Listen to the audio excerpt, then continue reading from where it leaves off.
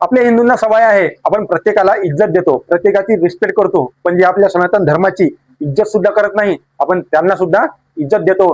आणि याच लिस्टमध्ये एका व्यक्तीचं नाव आहे, ते नाव आहे महात्मा गांधी. महात्मा गांधी आपल्या सनातन धर्माची किती इज्जत करत होते ते मी तुम्हाला आज एक किस्सा सांगणार आहोत. तुम्ही शिव्या द्यायच्या आधीच तुम्हाला सांगतो, हा किस्सा विश्वासघात या पुस्तकामध्ये गुरुदत्त यांनी लिहिलेला आहे.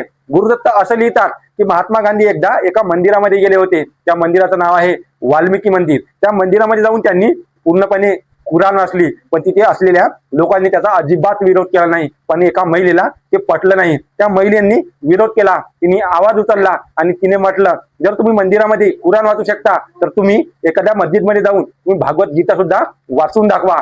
पण नंतर काही लोकांनी त्या महिलेची साथ दिली आणि त्यांनी पण विरोध केला. पण महात्मा गांधींनी तो पूर्णपणे विरोध दाबला. तिथे पोलीस बोलवली आणि 107 लोकांवर FIR दाखल केली आणि त्यांना जेलमध्ये टाकलं. पण त्यांनी कधीच मस्जिदमध्ये भागवत गीता वाचली नाही आणि त्यांनी सनातन धर्माची कधी इज्जतच केली नाही.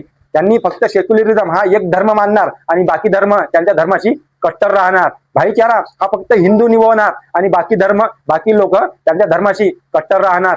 हेच महात्मा गांधींनी केलेलं आहे. काश्मीरमध्ये काय झालं ते तुम्हाला माहितीच आहे. तिथे पण हिंदूची अशीच निर्मम हत्या केली गेली. पण महात्मा गांधींनी त्यांना म्हटलं होतं की तुम्ही चुप बसा, शस्त्र उचलू नका. ते प्रत्येक वेळेस सनातन धर्माला आणि हिंदूंना थांबवत आले, दाबत आले आणि त्यांना नपुंसक करण्यामागे सर्वात मोठा हात होता तो महात्मा गांधीचा. आता याच्यानंतर तुम्हाला काय वाटतं ते तुमच्या बुद्धीवर अवलंबून आहे.